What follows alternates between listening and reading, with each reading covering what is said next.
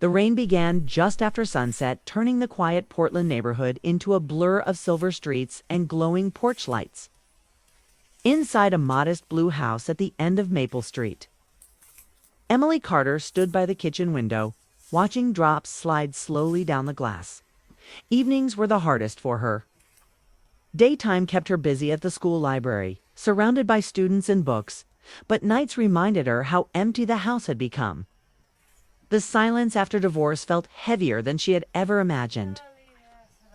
5. Years had passed since Daniel left, yet some wounds refused to fade. Emily moved through her routine carefully, almost mechanically. She brewed coffee she didn't really want, opened a novel she barely read, and checked her phone even though she knew no one would call. She told herself she liked peace, but deep down she missed being seen by someone. She missed conversations that lasted longer than polite greetings at work. That evening, the front door opened, breaking the silence. Ryan stepped inside, shaking rain from his jacket. At 24, he carried the confident energy of youth, but his eyes still held the softness of the boy who once needed bedtime stories. He had returned home 2 months earlier after finishing college in Seattle, saying he wanted to save money while figuring out his career. Emily had happily agreed. Having him back filled the house with life again. "Smells like coffee," Ryan said, placing his keys on the counter. "It always smells like coffee," Emily replied with a small smile. He laughed and poured himself a cup, leaning casually against the kitchen island. Ryan noticed things quickly: the untouched dinner plate, the tired look in her eyes, the way she avoided direct questions about her day. Since coming home, he had grown more attentive toward her, almost protective. At first, Emily found it sweet. Later, she began to feel slightly unsettled by how closely he watched her moods. They ate dinner together, talking about ordinary things, job applications, neighbors, funny stories from her school. Ryan listened carefully, asking questions Daniel never used to ask. Emily realized she was talking more than usual, sharing thoughts she normally kept hidden. It felt easy with Ryan, safe in a way she hadn't experienced in years. After dinner, Ryan washed the dishes without being asked. Emily watched him quietly, feeling both pride and sadness. He had grown up too, fast after the divorce. She remembered nights when he pretended not to hear her crying behind closed doors. She had tried to protect him from her pain, but children always noticed more than parents believed. Later, Emily sat on the living room couch, sorting through old photographs she had promised herself to organize months ago. Ryan walked in and paused when he saw one picture resting on her lap, a family photo from years earlier. Emily and Daniel stood together, smiling under summer sunlight, while young Ryan stood between them. Ryan's expression changed slightly. "You still keep those?" he asked gently. "They're memories," Emily said. Not all memories are bad, but her voice lacked certainty. She remembered the day she discovered Daniel's affair, a simple message on his phone that destroyed 20 years of trust. The betrayal had not only ended her marriage, it quietly changed how she saw herself. Since then, she struggled to believe anyone could truly stay. Ryan sat beside her. "You deserved better than what happened?" Emily shrugged, trying to appear unaffected. Life moves on. He studied her face, noticing the sadness she tried to hide behind calm words. "You don't have to act strong all the time, Mom." The sentence lingered in the air. Emily felt unexpectedly emotional. Few people spoke to her with such honesty. Friends offered sympathy. Coworkers offered distractions, but Ryan offered understanding. She quickly changed the subject, uncomfortable with how exposed she suddenly felt. Days turned into weeks, and their routines blended together naturally. They cooked meals side by side, argued playfully about movies, and shared late-night conversations over tea. Emily found herself laughing more often. The loneliness she carried for years began to soften. She started looking forward to evenings again. Ryan noticed the change too. Seeing his mother smile again gave him relief he hadn't realized he needed. Watching her suffer after the divorce had affected him deeply. Back then, he felt helpless, unable to fix anything. Now, being present for her felt like making things right. One Saturday afternoon, they visited a local farmer's market. Emily wore a light sweater and laughed while tasting fresh strawberries offered by a vendor. Ryan watched her closely, realizing how young she looked when she smiled freely. For a moment, he didn't see her only as his mother, but as a woman who had lived a full life beyond parenthood, someone others might admire. The thought unsettled him, and he quickly looked away. That evening, Emily felt unusually lighthearted. She played music while cooking dinner, humming softly. Ryan joined her, joking about his poor cooking skills. Flour ended up on the counter, and they laughed like old friends rather than parent and child separated by years of responsibility. Yet beneath the warmth, something subtle began shifting, something neither fully understood. Ryan started noticing small details, how Emily tucked her hair behind her ear when nervous, how her smile faded when conversations mentioned relationships, how she sometimes stared out windows, lost in thought. His concern slowly turned into emotional, closeness stronger than before. Emily also noticed changes. Ryan lingered longer during conversations. Kay checked on her frequently, asking if she had eaten or slept well. At first she appreciated the care, but occasionally she felt a strange awareness she couldn't explain.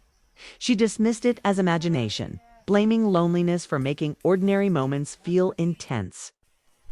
One evening, a storm caused a power outage across the neighborhood. Darkness filled the house, broken only by lightning flashes outside. Emily lit candles and placed them around the living room. The warm glow transformed the space, making everything feel quieter and more intimate. They sat at the table playing cards to pass time. Rain pounded the roof while candlelight flickered across their faces. Without phones or television, conversation flowed naturally. Ryan spoke about his fears of adulthood, uncertainty about career choices, pressure to succeed, and feeling lost after college. Emily listened carefully, offering gentle advice. She shared stories about her own younger years, mistakes she rarely admitted aloud. The conversation grew deeper than usual. "You gave up a lot for our family," Ryan said suddenly. Emily shook her head. "That's what parents do. But who takes care of you?" he asked. The question caught her off guard. She didn't have an answer. Ryan's voice softened. "You deserve someone who actually sees you." Emily laughed nervously. "I think that chapter is over." He looked directly at her. "I don't think so." Their eyes met, and time seemed to slow. Emily felt an unexpected rush of emotion. Not romantic, not maternal, but confusingly human. It frightened her. She quickly stood and adjusted the candles, pretending to focus on practical things. The moment passed, but the atmosphere changed. After power returned, they said goodnight earlier than usual. Emily lay awake, staring at the ceiling, replaying the conversation. She scolded herself for overthinking. Ryan was simply being caring, nothing more. Still, her heartbeat refused to. Calm across the hall, Ryan also struggled to sleep. He felt guilty without fully understanding why. His intentions were protective, yet emotions had grown complicated. He realized he needed distance, but didn't know how to create it without hurting her. The next morning felt different. Conversations became shorter. Ryan left the house early, saying he needed to meet friends. Emily sensed avoidance, but didn't ask questions. Invisible tension hovered between them. Days passed with polite interactions replacing their easy closeness. Emily missed their long talks, but assumed Ryan was busy building his own life again. She tried to return to her old routines, yet the house felt strangely empty even when he was there.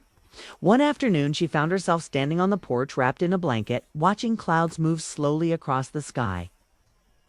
She wasn't sad exactly, just thoughtful, aware that something important had shifted. Ryan arrived home and sat beside her quietly. "You okay?" he asked. "Yes," she replied, though uncertainty lingered in her voice. He nodded, but seemed restless, as if searching for words he couldn't say. After a few minutes, he went inside, leaving Emily alone with her thoughts. For the first time, she sensed that their closeness had crossed into emotional territory neither of them expected. Nothing inappropriate had happened, yet boundaries felt blurred in ways she couldn't explain. She wondered if loneliness had made her depend too much on Ryan's presence.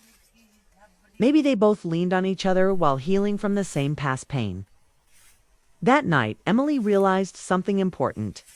Comfort can sometimes feel like connection, and connection can quietly become confusion when hearts are still healing. As rain returned outside, she sat by the window again, sensing that their relationship stood at a fragile turning point.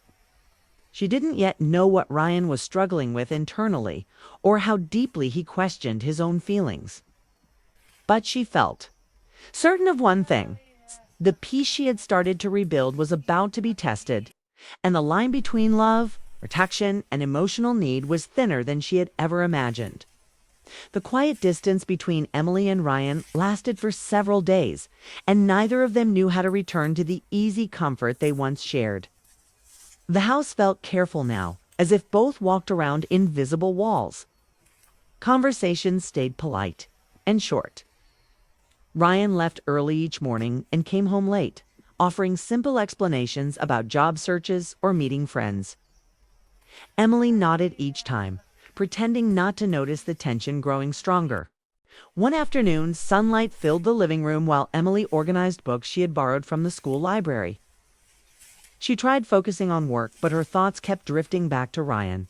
She missed their laughter and long talks, yet part of her felt relieved by the distance. It gave her space to breathe and think clearly again. As she stacked novels on the shelf, she heard Ryan's voice from the hallway. He was speaking quietly on the phone, unaware she could hear him. "No," he said, sounding frustrated. "Just feel confused about everything." "No, nothing happened. That's the problem." I realized it before anything could. Emily froze, unsure whether to move or stay still. "I care about her," Ryan continued softly. "But I need to fix my head first." A long pause followed. Before he added, "Yeah, I think therapy might help." Emily stepped back silently, giving him privacy. Her heart beat faster, not from fear but from understanding. She realized he was struggling internally, trying to make sense of emotions he didn't fully understand. That evening, Ryan seemed unusually serious during dinner. He barely touched his food and avoided eye contact. Emily sensed he wanted to speak but was gathering courage. Finally, he cleared his throat. "Mom, can we talk for a minute?" They moved to the kitchen table, the same place where countless family conversations had happened over the years. The familiar setting made the moment feel heavier. Ryan took a deep breath. "I need to be honest with you." Emily remained calm, though her hands tightened slightly in her lap. "When I came back home," he began slowly, "I just wanted to help you feel better. After the divorce, I hated seeing you hurt. I thought if I stayed close, things would feel normal again." Emily listened carefully, sensing the weight behind his words. But somewhere along the way, Ryan continued, "I started depending on you emotionally too much, and I think I confused what I was feeling." The room grew silent except for the faint ticking of the kitchen clock. "I never crossed any real boundary," he said quickly. "I would never disrespect you. But emotionally, I realized I was leaning on you in a way that wasn't healthy." Emily felt a mix of shock, relief, and compassion. His honesty removed the uncertainty she had quietly carried. Ryan looked down at the table. "The night during the storm. I noticed my thoughts weren't clear anymore. That scared me. I didn't want to hurt you or damage what we have." His voice trembled slightly, so I pulled away. "Not because of you, because I needed to understand myself." Emily's eyes softened. She could see how difficult this confession was for him. He wasn't accusing or blaming. He was trying to protect their relationship. Loneliness does. Strange things to people, she said gently. Ryan nodded. I think we were both lonely. The truth settled between them peacefully rather than painfully. Emily realized how much emotional weight they had unknowingly shared after Daniel's betrayal. Ryan had tried to become her emotional support, while she unknowingly relied on his presence to fill silence left by her failed marriage. Neither had intended harm. They were simply healing at the same time. I'm proud of you for telling me, Emily said quietly. Ryan exhaled deeply, as if releasing weeks of pressure. I was afraid you'd think I was wrong. No, she replied firmly. You were honest. That matters. Tears filled his eyes, not from sadness, but relief. For days, he had feared losing her trust. Instead, he found understanding. They talked for hours that night, openly, calmly, without judgment. Ryan shared how watching his father leave had changed his view of relationships. He admitted he carried anger and fear about abandonment. Emily shared how betrayal had made her afraid to open her heart again, even to friendships. For the first time since the divorce, they spoke not as wounded people hiding pain, but as two individuals learning from it. By the end of the conversation, a clear decision formed naturally. Ryan would move into his own apartment once he secured steady work. Not because something was broken, but because both needed independence to grow. The following weeks felt lighter. The awkward tension disappeared, replaced by healthier warmth. They joked again, but boundaries felt clearer. Ryan spent more time outside building his own life, while Emily focused on rediscovering hers. One Saturday morning, Ryan announced he had found a small apartment downtown and a junior position at a marketing firm. Emily felt proud but emotional. You're really leaving again? He smiled gently. Not leaving. It's just growing up properly this time. They packed boxes together, laughing at old memories while sorting through belongings. The process felt symbolic, closing one chapter and beginning another with greater understanding. On moving day, Emily stood in Ryan's empty bedroom, surprised by how peaceful she felt. Instead of loneliness, she sensed strength returning. She realized she had relied too much on motherhood as her only identity for years. Now she had space to rediscover herself beyond past roles. Life slowly changed. Emily began taking evening walks through the neighborhood instead of staying indoors. She joined a local book club and accepted invitations she once avoided. Her confidence returned gradually, like sunlight after a long winter. One afternoon, while gardening in her front yard, she met Michael, a widowed architect who lived 2 houses away. He introduced himself while carrying groceries and offered help fixing her loose fence. Their conversation felt easy and natural, without emotional weight or history. Unlike before, Emily didn't compare him to Daniel or measure her worth through past pain. She simply enjoyed talking.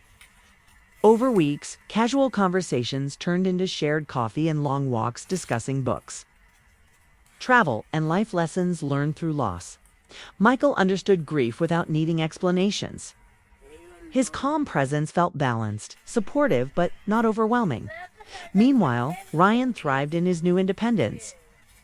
He attended therapy sessions, learning to separate responsibility from emotional attachment.